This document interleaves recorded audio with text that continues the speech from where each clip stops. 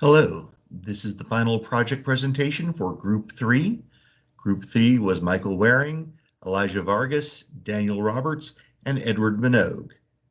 We're going to start out by talking about a summary of our planning and sprint activities. We're then going to lean into a product demo so we can show you what we actually accomplished.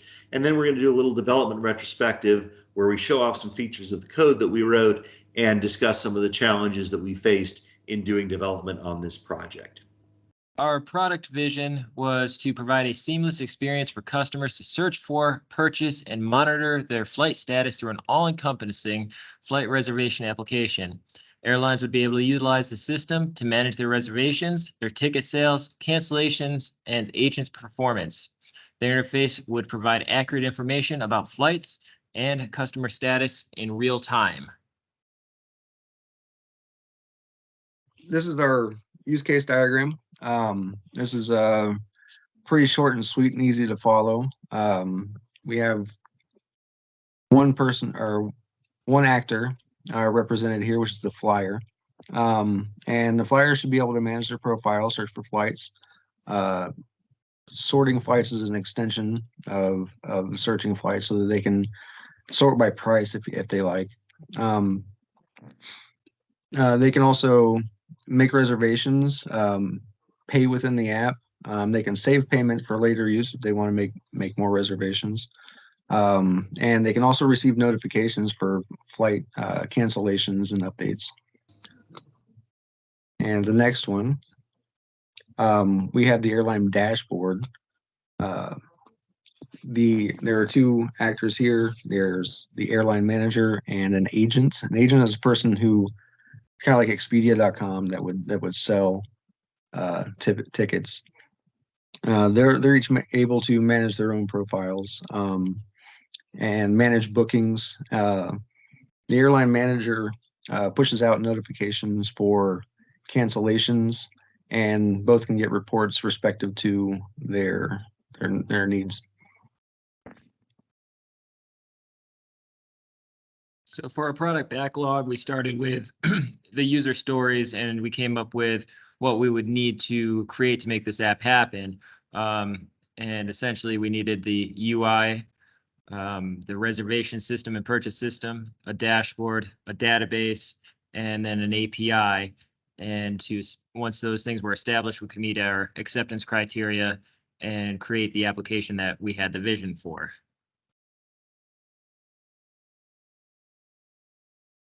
For Sprint 1, we wanted to get started on the database early, and we wanted to be able to test that database. We wanted to get our API endpoints in and test those as well. And then we had sprint planning meetings, stand-up meetings, reviews, demos, retrospectives, and started to prepare our infrastructure, which led us into Sprint 2.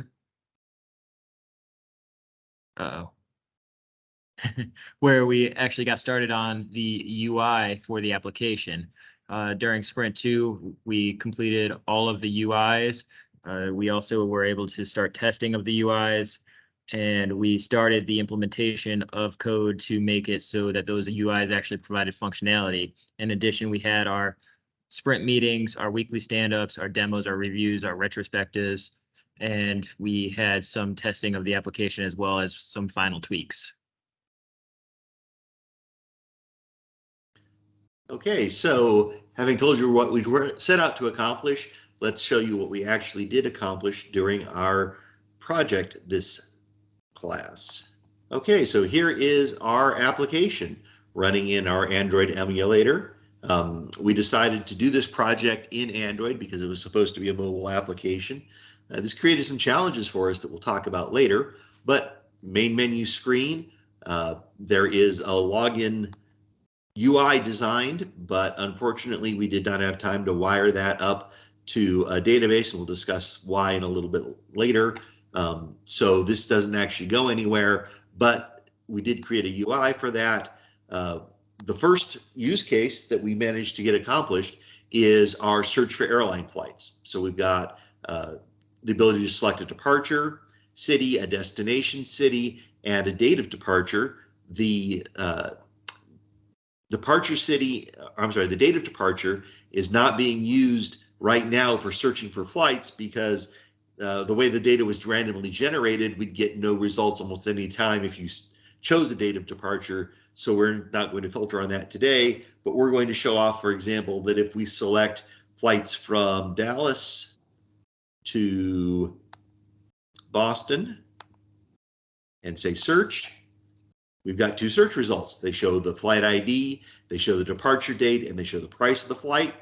And if we had continued this further in our development, you would have been able to select one of those and add it to your cart and check out. But unfortunately, we did not get to that functionality. You can see that this is actual live data in the system, because if I choose a different set, say we're going to go from Austin to Cincinnati, there's 4 results that show up for that one. And if we go and say search for flights that go from Baltimore to Baltimore, which would be a kind of an odd flight, you search for that and say no flights found, because there are no flights that take off and land at the same airport for that time. All of the other UI functionality for some of these other screens, again, we started designing these, and some of them have been built out, but unfortunately we didn't get a chance to get them all wired up through the back end of the process. So a short demo, but that is what we accomplished for our application. Okay, so the next thing we're going to do is our development retrospective, where we're going to talk about some of the work that we did from a code perspective, and some of the challenges that we faced in doing this. So we're going to start out with Elijah talking about his database backend development. I am recording this to show the real-time database that I have set up for my application. That is the job that I was handed. That is what I was in charge of. That's how we chose to split it up from the very beginning. So yeah, let's get right into it. A little side note, I am recording this because I'm not too sure how much availability I will have this weekend. I am currently a soldier in the National Guard, and I have drill here in a few hours. So it's gonna be a busy one, but let's get started. So as you can see, I have my screen set up. We have our program on the left, and let me minimize this. My Firebase instructions on the right.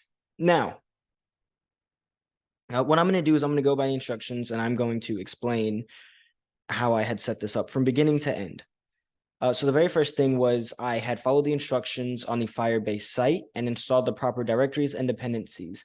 That was found by going to, give me 1 second, my Zoom tab is in the way. Tools in the Android Studios IDE and actually clicking on Firebase. And as you can see, there are usually a bunch of other tools that I can pick from, but in this case, I just chose Firebase. And you can find the links to the instructions in the real-time database section. Now, they were up here, but as you can see, I have already gone through the steps. That led me to, not this one, ignore that, this site right here, where we have all of our instructions. Here are the dependencies. Here's how we import the Firebase platform, and you see exactly which Gradle to put it in. That was the first step. Now, it did end up getting a little more complicated. The machine did need the google.com JSON file, which is the configuration file that it uses to write to the database. It does write using the JSON format. So as you can see, step 2, I downloaded it using a link from the site, and I had moved it to the proper location to where the Android Studios IDE would read this configuration file. And you can see the path under here, C users, Big Daddy V, that is me. Android Studio projects, my application 7, and then app. Third step, I went to the Firebase to register the app, which was actually part of the instructions on this side, which you can see I have already completed. If you look at this picture, first I had to register the app by including the package name that I got from the build Gradle. I put in a nickname, which was airline reservation, downloaded, then added the config file, which was actually step 2. You can also see that it had to be done here on the Firebase site. Then we get into adding the Firebase SDK. Now, this was a little more complicated. I think this is where it became more time consuming. In order to get the SDK rocking, we had to set up what was known as a key store. So what the Firebase real-time database uses is a key. And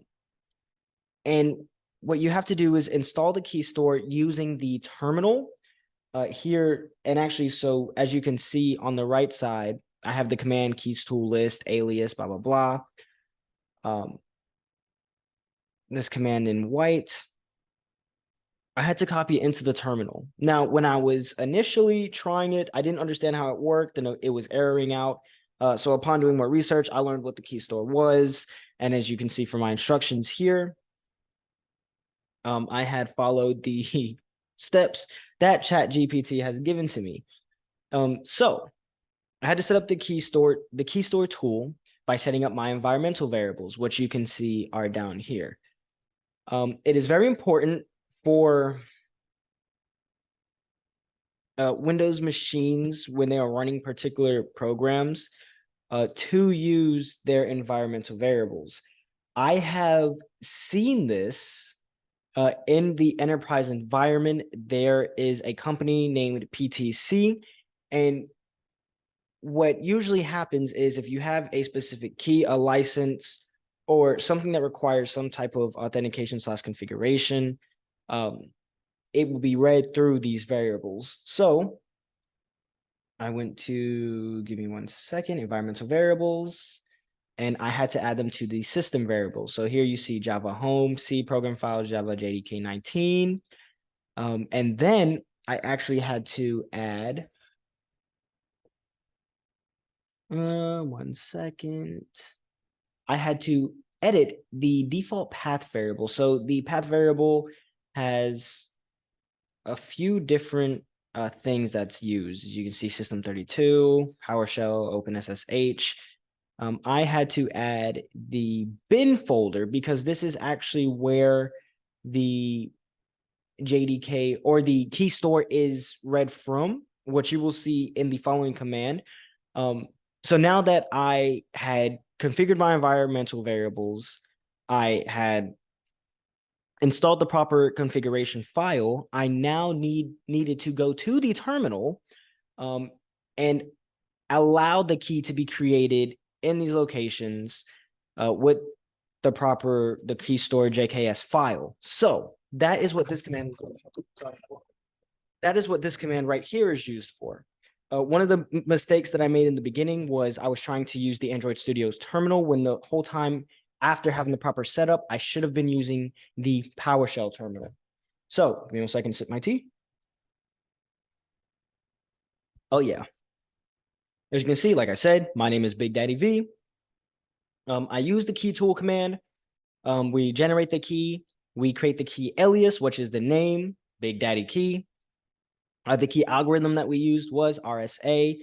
Now we configure the key store and make sure that it is using the JKS file format, which I'm not sure what the specifics behind that is, but I do know that that is the format that the key uses. Key size, 2048 bits, and validity 365, whatever that means. After that, you do set up a password for the key, which I think is very good on behalf of security. The password that I put was I love group 4. So that's what we used. And then once the key was created, I had moved this key to Android Studios, the bin folder. Like I said before, when we configure the environmental variables, that was very important because without those, it would not be able to properly read and utilize the key format. Oh, I'm sorry, the key file, the key store file. So that's why this was important. Next, I actually had to generate and go ahead and build the key, basically, to be utilized in the Android Studios IDE. So you can actually see that here when I go to generate signed bundle and click next, I use APK. It has already been configured, but I did have to match the key store path once the key store was created, or I'm sorry, once the key was created using the key store tool, which the previous steps I had to set up in order for it to be configured. I have the key alias, Big Daddy key. I put the key store password, or I'm sorry, I left this empty and I put the password of the actual key I love group 4. And that was good on behalf of Android Studios IDE, but there was still a couple things that I had to do. If you go back and refer to step 3, adding the Firebase SDK, I did mention in the very beginning that one required a little bit more work, because in order to properly add the SDK and get the real-time database set up, it required the exact SHA algorithm. So I had to get a debug key. I had to get a debug key signing certificate, which is referred to here. I assume it wasn't that complicated because, okay, yeah, so it was pretty much self-explanatory. As you can see, you have your self-signing application using key store on the certificate. This is where I created it. Oh, okay. So to get the debug certificate fingerprint, I had to run this command in my PowerShell. And I remember now, you will see it right here. So all I had to do when I copied the command was make sure that it had my proper configuration. So clearly I wanted to use the path for the key store that I was using. Enter the key store password, and bam, you can see SHA-1, bing. I just copied that exactly as it was, and I and I pasted it into here where it had asked. So once that was done, I had to import the Firebase database modules and all, basically in order to get it to work.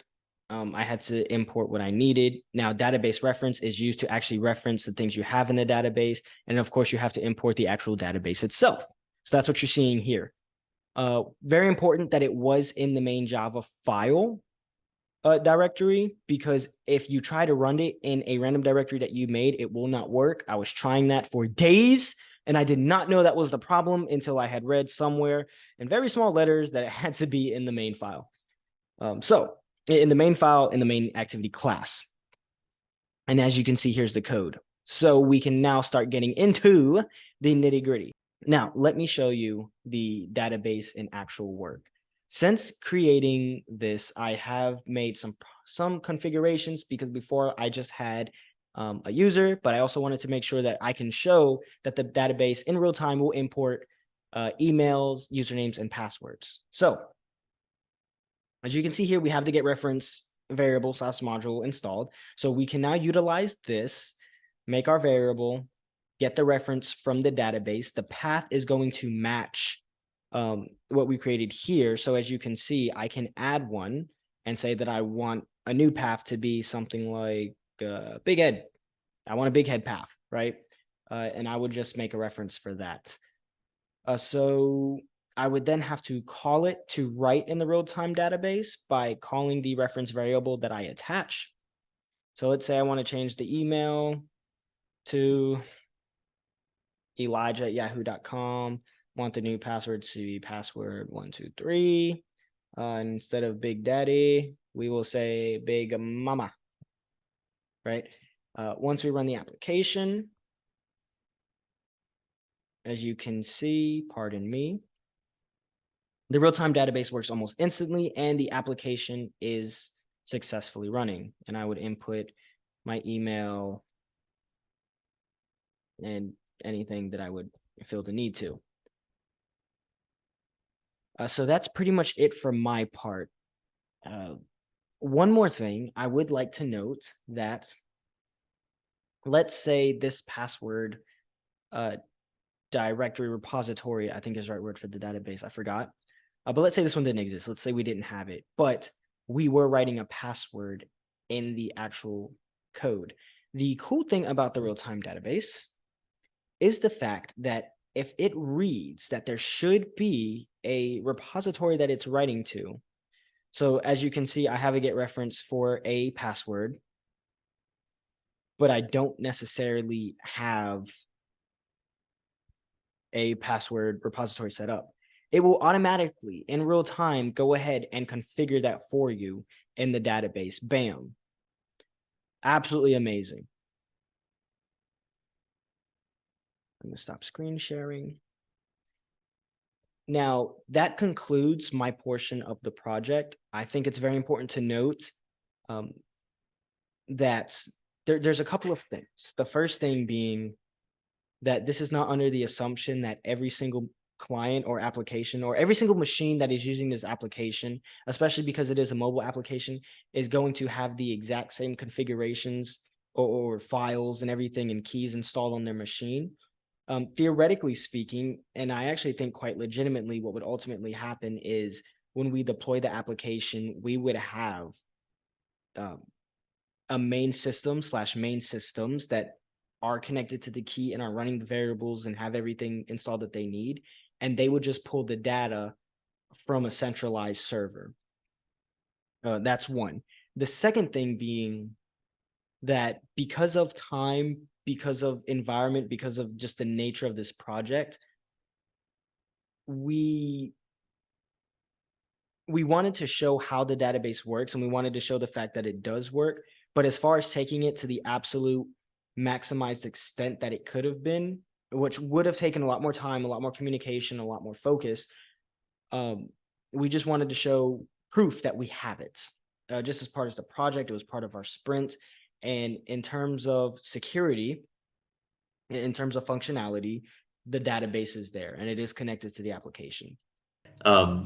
Next, we're going to go to Michael to talk about the back-end server code that he created for this project. I'm going to kind of take you through the logic of the code that handles the search results. So searching starts in the search fragment. First, the user will select an origin and destination. Once the search button is clicked, the code under the on-click handler is run. The strings origin and destination are set to the string equivalents of the user selected values. So where they drop down the menu and select those strings are pulled in and set to origin and destination. And those values are passed to flights.util.searchFlights method. And so when we get there into search flights, that method, a new empty array list that will contain flight objects is created along with a string builder. Inside of the try catch clause, if the asset exists, in our case, our flat file containing randomly generated flight information, the content is read in the local memory in a string variable named line, which is added to a string builder. A new JSON array is created with information read in, and the loop runs through adding new flight objects sifted through the origin and destination filters. Originally, the departure date, I think you already went through this, Ed, was going to be used to filter too, but the search results were stunted. The passing results are added to the flights array. Finally, for this method, the search flight returns flights that match the search results fragment variable that called it. From here, the search result fragment containing the list of flights is created and called to replace the current fragment. So that basically switches the screen from search to search results. For the search results to be displayed, we use a recycler view, and it is populated with the flights that match the search. A new flights adapter is created with the flight search results, and the recycler view is populated with those results. Why did we use the recycler view? We use the recycler view because it's a really a real nice way to be able to kind of like populate and depopulate the scrolling mechanism. So whenever you're scrolling through, it'll continually use a recycler, which is like basically a buffer, and it'll populate the next one. And the ones that get so far off the screen will be depopulated, so it helps with memory resources.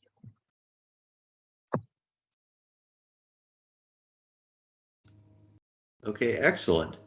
And next over to Daniel to talk about the UI. So to establish our UI, we decided to use fragments that would be pulled into the main activity. This would allow us to create reusable code if we needed to reuse the code, and it put the UI within the main activity. Each fragment still had a Java file that was associated with it where specific functions could be implemented. So within fragment main, we created a fragment view that would open the content of the fragments with the navigation button. So automatically when the app is open, this is a screen that you see, even though it's a completely separate fragment. They would also be the housing for any other fragments that would be later open. So when he opened the search function in the demo earlier, that was a fragment within the main act or layered on top of the main activity. If we go into main activity, you can see that we used the nav controller.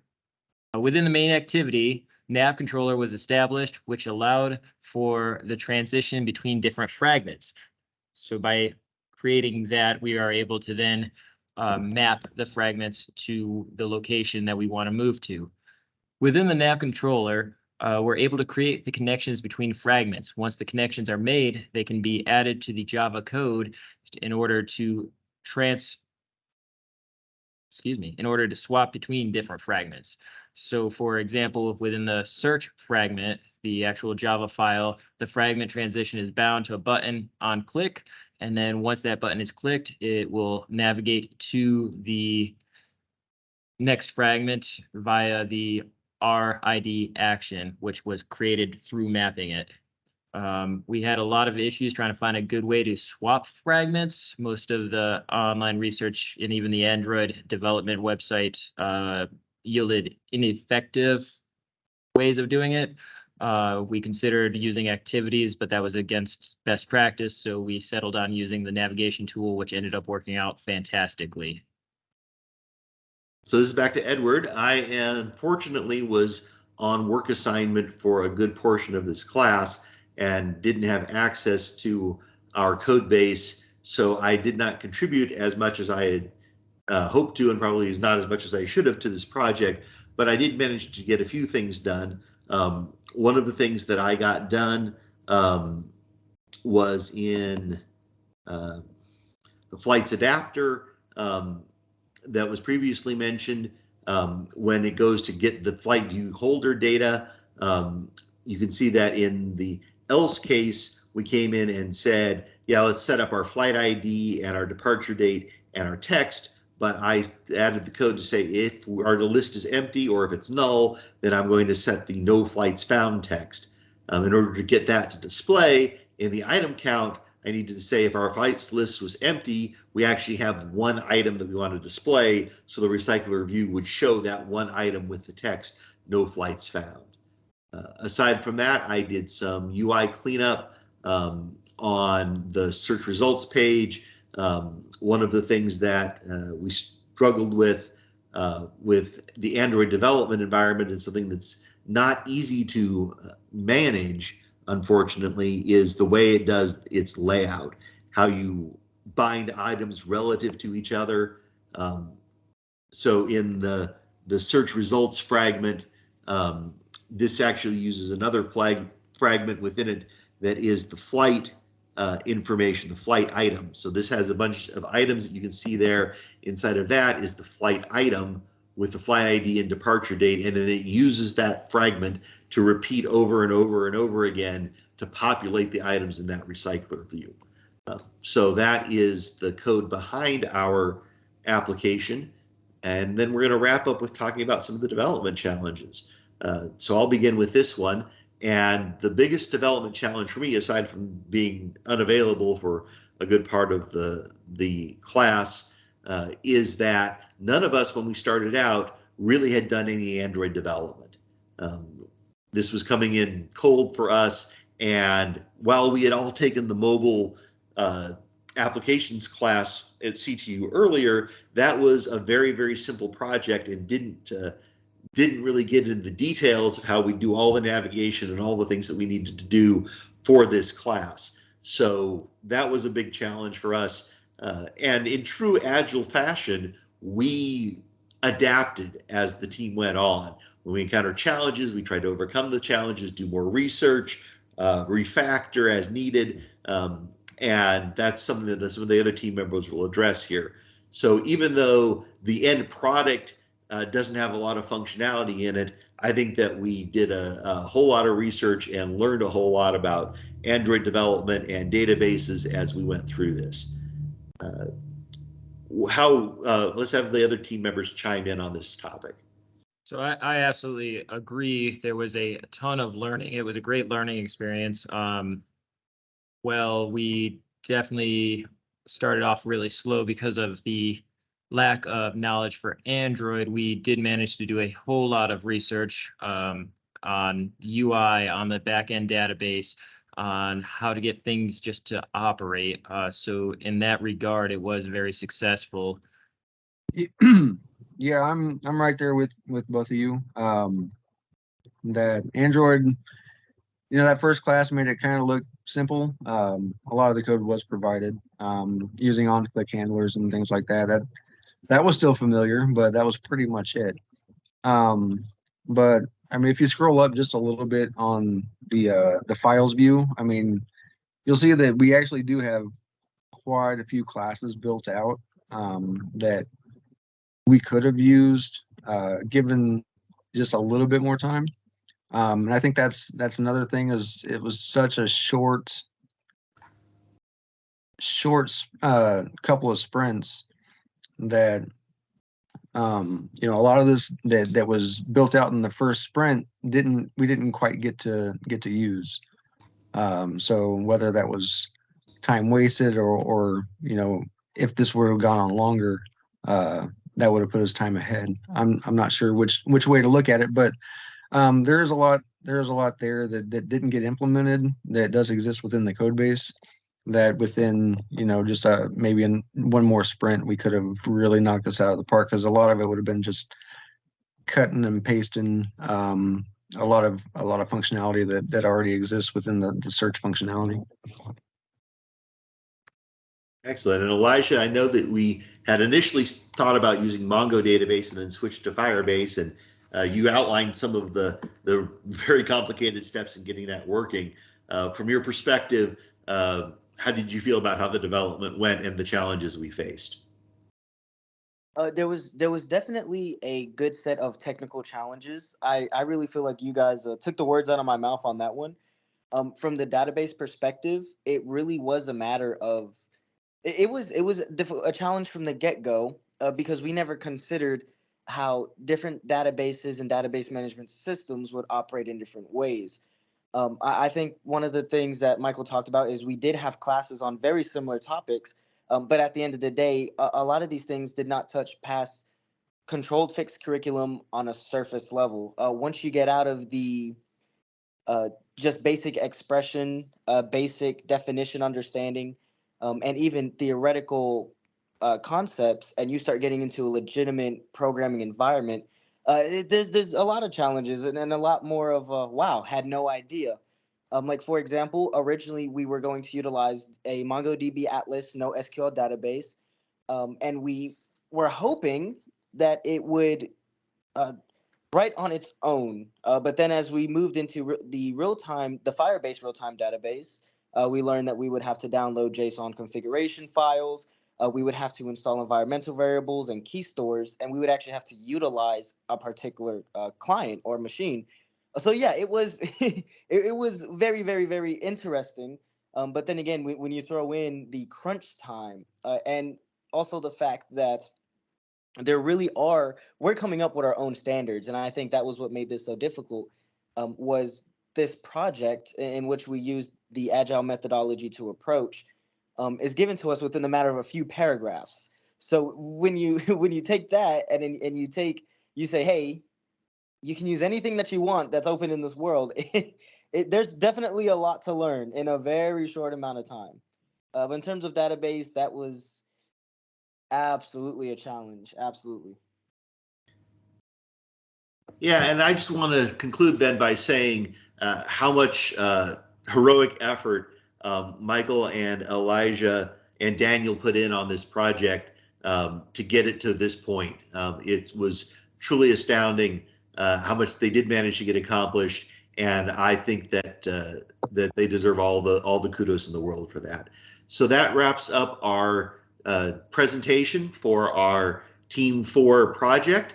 Thank you for your attention, and we welcome your feedback.